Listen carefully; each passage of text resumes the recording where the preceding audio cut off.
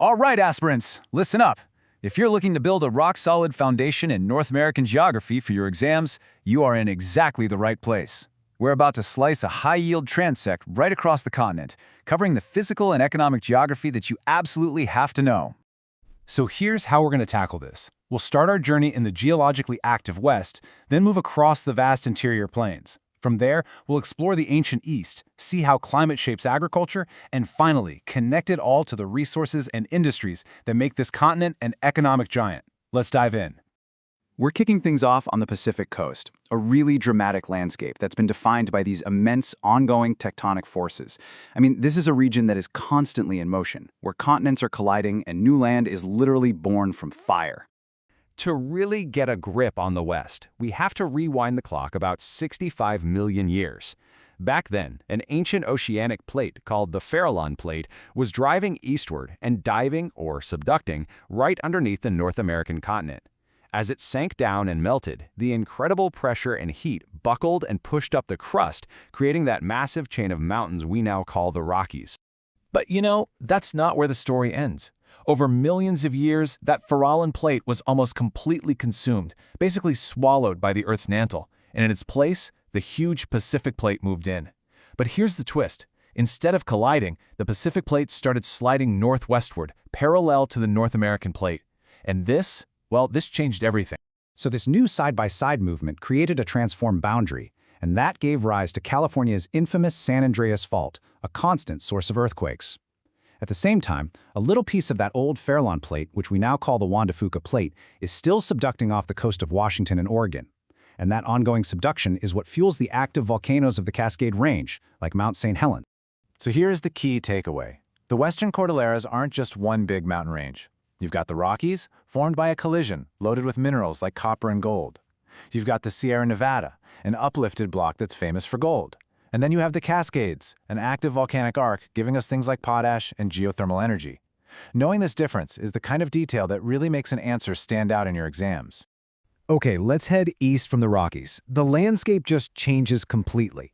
The huge towering peaks give way to this immense flatness.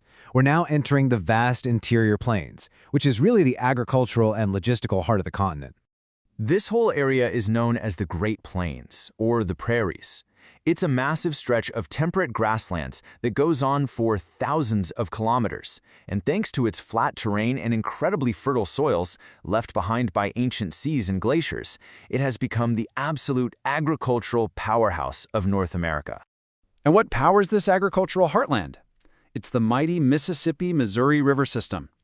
It's the biggest river system in the U.S., and it drains this entire vast region. It provides all the water for irrigation that makes the wheat belt possible, and it also acts as a critical highway, moving grain and other goods from the interior all the way out to the world. Continuing our journey east, we leave the plains behind and arrive in the geological core of the continent. This is a land of ancient, stable rock and old, heavily eroded mountains that have been around for a very, very long time. The foundation of this whole area is the Canadian Shield. Think of it as the continent's primordial basement, an ancient, super stable core of rock called the craton.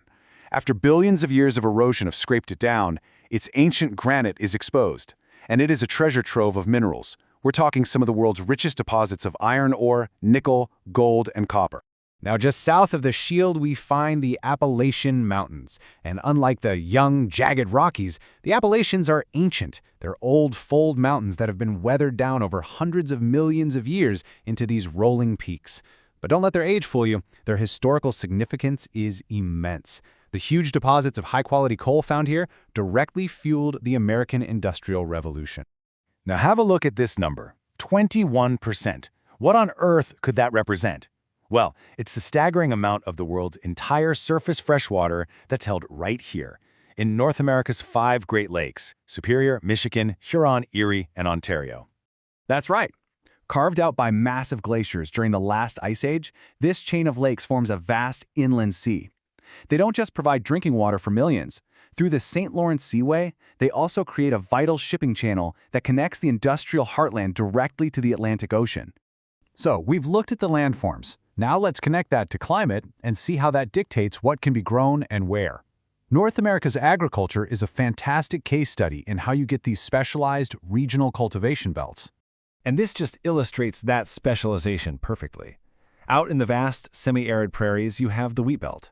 Move over to the humid Great Lakes region and you find the corn belt. Down in the warm subtropical southeast, the cotton belt still dominates. And of course, in the unique climates of California and Florida, you get all those high-value specialty crops. And even within just one belt, the adaptation is incredible. Take the wheat belt. In the colder northern prairies up in the Dakotas, farmers plant a softer spring wheat after the frost is gone. But down in the warmer southern prairies, like in Kansas, they plant a harder winter wheat in the fall, which just lies dormant through the winter before growing in the spring. It's a perfect example of agriculture adapting precisely to the climate. Now, here's a crucial point about the Corn Belt. It's about way more than just cornfields. The vast majority of that corn is actually used as animal feed to fatten up hogs and poultry. Those animals are then sent to specialized cities. Think Milwaukee for slaughtering, Chicago for meatpacking. It is a completely integrated agribusiness system, a perfect case study for your economic geography paper. Okay, for our final section, let's connect all the dots. We're going to see how all these geographical features we've talked about, the mountains, the rivers, the plains, the climate zones, how they all come together to create the industrial powerhouses of the continent. You can really break down North America's economy into three major industrial cores. First, you've got the Northeast megalopolis. That's the powerhouse of finance and politics stretching from Boston to Washington, D.C. Then there's the historic industrial heartland, the Great Lakes or Rust Belt, home to heavy industry. And finally, you have the dynamic West Coast driving global innovation in tech, aerospace, and entertainment. This quote just nails the geographic magic behind the rise of the Rust Belt. Think about it. You had massive iron ore deposits from the Mesabi Range near the Canadian Shield. You had high-quality coal from the Appalachians, and connecting them both was the greatest inland waterway in the world, the Great Lakes. It was the perfect recipe, giving birth to steel cities like Pittsburgh and car giants like Detroit. But the industrial map is always changing. And in just the last couple of decades, fracking technology has unlocked these enormous reserves of shale oil and gas. This has been a total game changer, turning the U.S. into the world's largest producer. For your international relations paper, this is critical. It's altered global energy geopolitics and completely reshaped old alliances. So, we've built a foundational map of North America's geography. But as that shale revolution shows, this map is not set in stone. As climate patterns shift and new technologies come along, this distribution of power and resources is going to keep evolving. Understanding the foundation is the first step, but analyzing these future shifts, well, that's what will truly set your answers apart.